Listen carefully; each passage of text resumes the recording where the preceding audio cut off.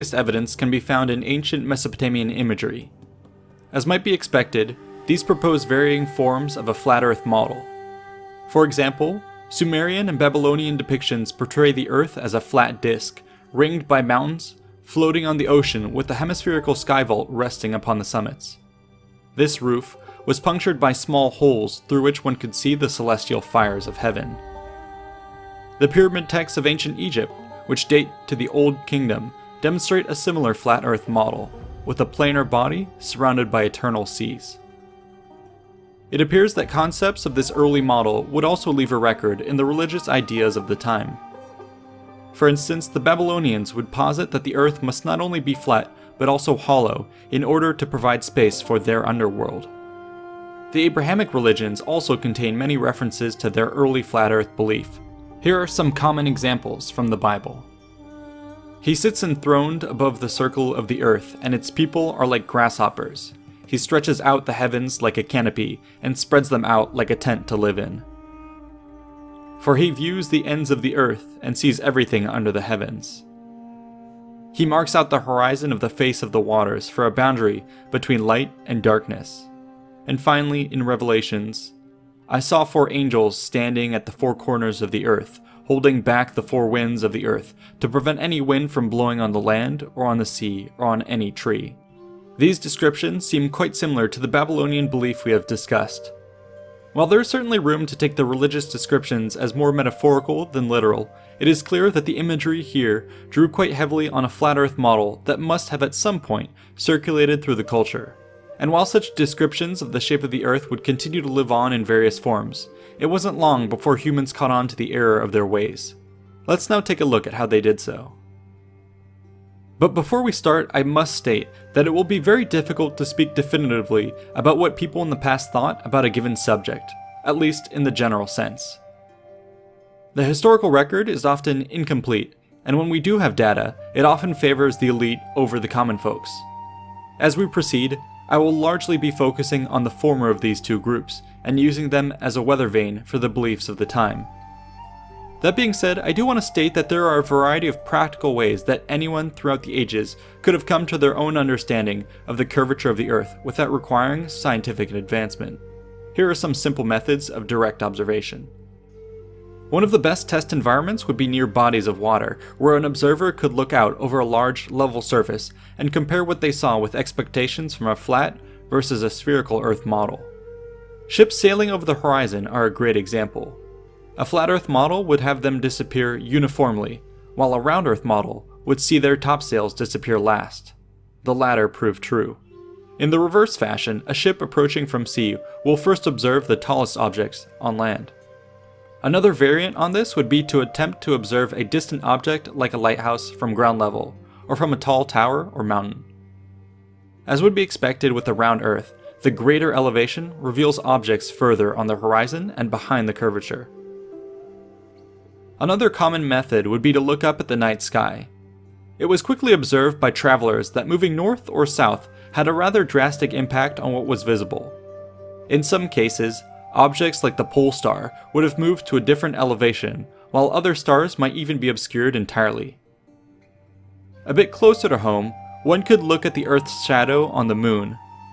The projection of a flat Earth would be expected to cast an elliptical shadow, while a round Earth would cast a circular shadow. Again, the latter is true. Since our ancestors were well acquainted with the seas, travel, and the stars, I think it's fairly safe to assume that around the world many common folks would have had the ability to clue in onto the shape of the Earth. At the same time, I don't want to overstate the obviousness of the Earth's rotundity. For centuries, many ancient scholars from India, China, the Middle East, and Europe would continue to posit a vast array of incorrect models for the Earth's shape.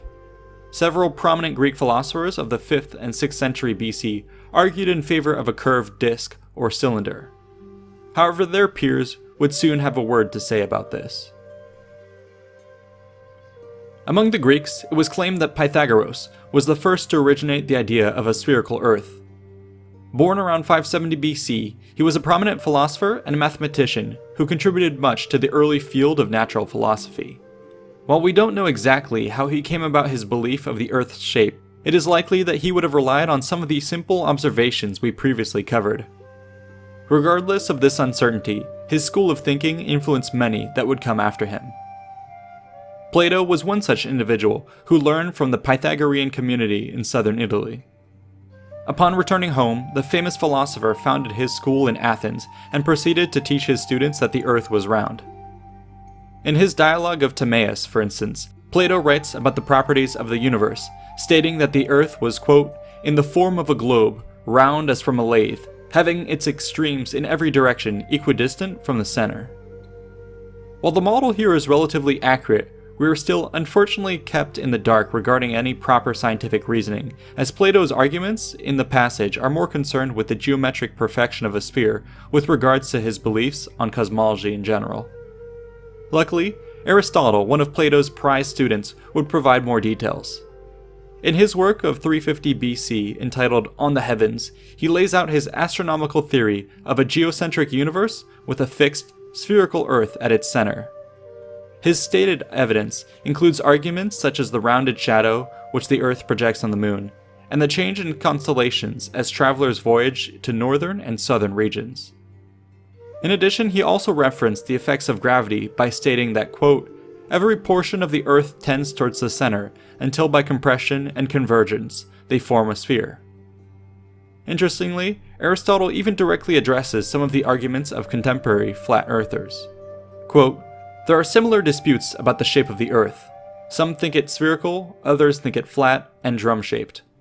For evidence, they bring the fact that as the sun rises and sets, the part concealed by the Earth shows a straight and not a curved edge, whereas if the Earth was spherical, the line of section would have to be circular. In this they leave out of account the great distance of the sun from the Earth and the great size of the circumference, which, seen from a distance on these apparently small circles, appear straight. Such an appearance ought not to make them doubt the circular shape of the Earth. Thus, through the work of great thinkers like Pythagoras, Plato, and Aristotle, the round Earth belief began to gain traction. The further spread of Hellenism with the conquests of Alexander and the inquiring Romans ensured that the idea went mainstream. Now that the round Earth model was more commonly accepted, further inquiries about the details of its shape could be made. One of the primary questions would be about its size. This would be answered by the Greek astronomer Eratosthenes in the 3rd century BC using a simple stick. His clever experiment involved measuring the angles of shadows between two distant points at the same time. The basic idea here was that if the sun was very far away, its rays would be hitting the Earth practically parallel to one another. Thus, if the Earth was curved, the result would be a difference in the angles of shadows cast by the sun.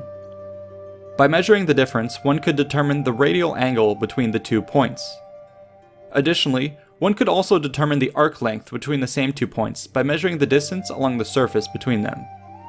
With these 2 measurements, one could then use this ratio to calculate the circumference of the Earth. With his theory in place, Eratosthenes then went about conducting the experiment.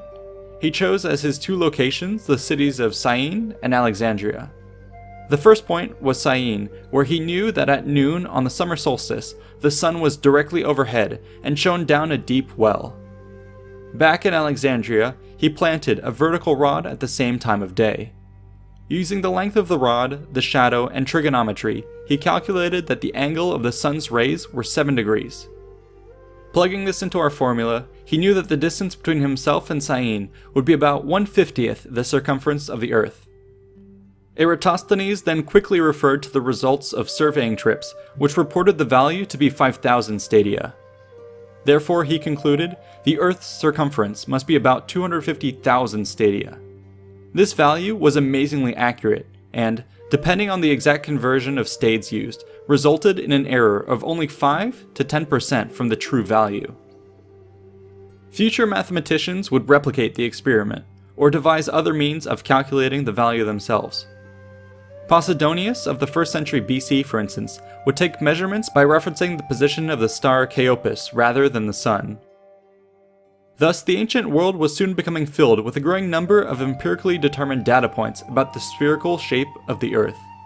This would all prove extremely useful to the travelers and geographers of the period. For instance, Claudius Ptolemy of the 2nd century AD would use the data in his book, Geography. Here he introduced the concepts of latitude and longitude to create a series of projected maps with coordinates for all sorts of important locations. This seminal work would be deeply influential in the development of cartography. By the height of the Roman Empire, the Mediterranean world experienced an unprecedented degree of connectivity. This ensured that the findings of around Earth were heard far and wide. Even if the scientific reasons were not shared with everyone, the concept itself seeped into the population's general consciousness. For instance, the Roman Empire was quick to adopt the globe as a symbol of divine imperial power. This round Earth imagery can be found on all sorts of artifacts like coinage. As an example, here's a coin from the reign of Tiberius, showing the emperor's dominion over the entire spherical world. The spherical shape of the Earth would continue to dominate scholarship in late antiquity as a simple, matter-of-fact observation, and debate moved on to more advanced topics like the arrangement of the cosmos. Yet as today, there would still be individuals bucking the adopted view. Theological opposition was one particular source of opposition. The Syriac Christians were one notable community of flat earthers, while some notable adherents included Lactantius, an advisor of Emperor Constantine, who not only promoted the flat earth concept, but also even went so far as to mock those who opposed him. By and large, however, most learned Christian authors, and virtually all cosmologists of note, agreed on the well-backed sphericity of the globe. With the fall of the Western Roman Empire, however, parts of Europe did experience a resurgence of flat earth belief during the Middle Ages. This was in part due to the large-scale migration of Germanic and Norse tribes whose cultures still held to the antiquated views of a flat earth, coupled with the swinging of the civilizational pendulum away from scientific scholarship and towards dogmatic religion. However, I don't want to overemphasize this point, as the idea of a bleak dark age has been pretty thoroughly debunked by modern historians. After all, there would be much continuity in the Eastern Mediterranean, and even great leaps in understanding of the world during the Islamic Golden Age, which we'll be covering in another video. For now, this is where we will end things. I hope you've learned a bit about how far back the idea of a round Earth actually goes, and I'd love to see how the flat Earth community engages with this sort of rich historical discussion. In particular, I highly recommend that they try out the simple experiment of Eratosthenes themselves, or join in on the global experiment online.